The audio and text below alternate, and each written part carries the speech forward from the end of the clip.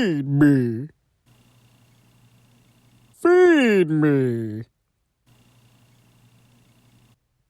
Feed me a review, you asshole.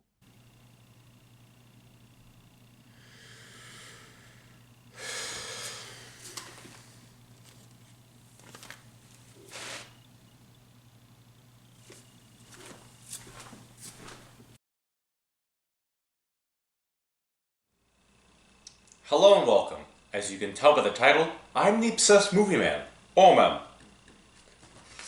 You know, Little Shop of Horrors has an interesting history.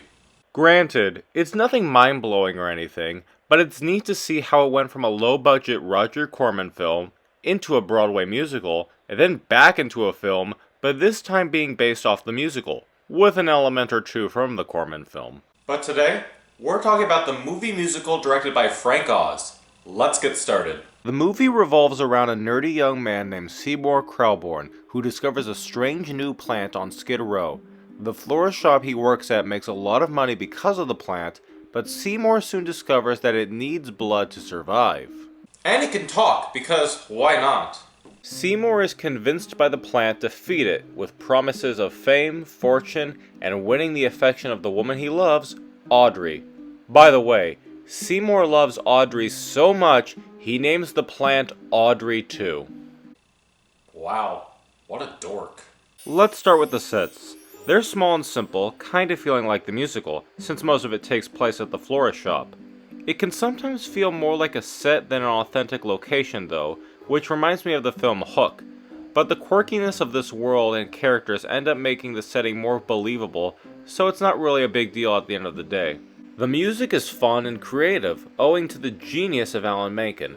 There are a few songs from the stage musical missing, like Mushnik and Son and It's Just the Gas, but they make up for it with a vibrant original song called Mean Green Mother from Outer Space. Next to Dentist and Feed Me, it ended up being my favorite song.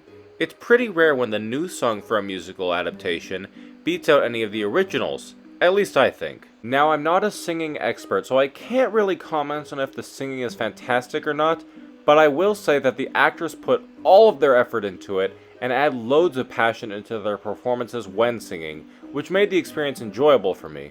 Rick Moranis was probably destined to play the role of Seymour. While one could say he has always been typecast as these types of characters, he fits them so well that it's impossible not to enjoy him play them. And I think that the character of Seymour Krelborn is the penultimate Rick Moranis role. He's a nerdy florist with a heart of gold. He's clumsy and nervous, and he gets caught in one bad situation after the other so often that you feel sorry for him and want him to pull through. And also get the girl. Ellen Green, presumably hired because her last name is Green, is also so pitiable as the character of Audrey.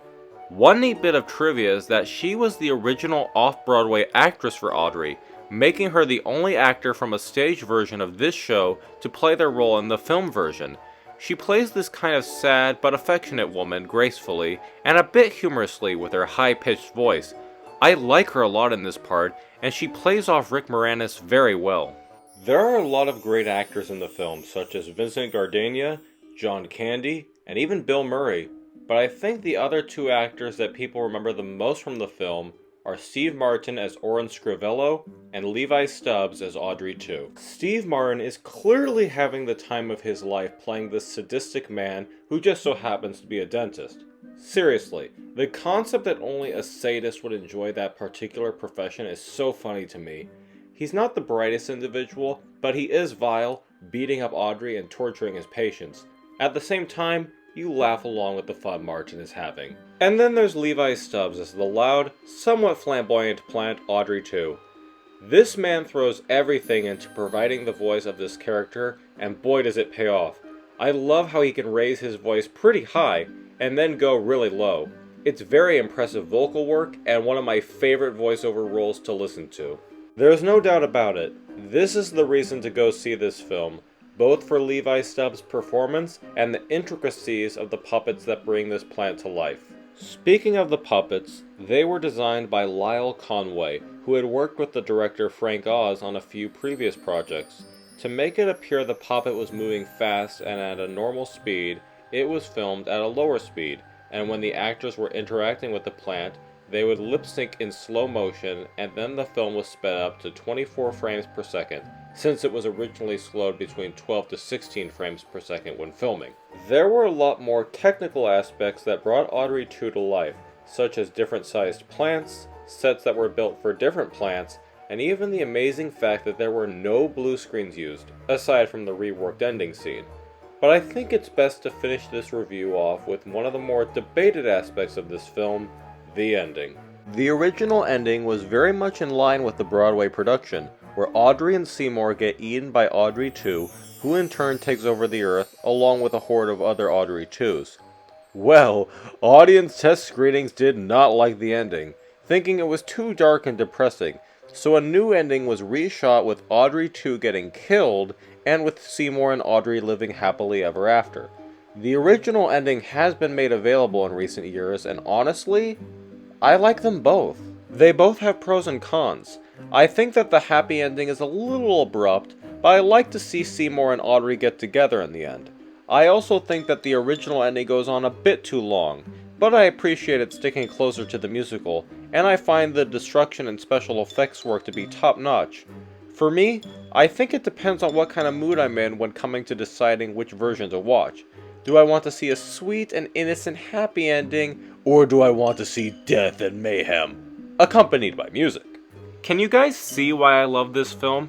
The puppet work has to be seen to believe, the songs are delightfully catchy, the actors deliver fun and intentionally hammy performances, and it just oozes with a musical charm. If you're looking for a fun and quirky musical to watch with a dash of horror, I'd easily suggest you feed your appetite with Little Shop of Horrors. Thanks, this is an O.M.M review. This is O.M.M, signing out.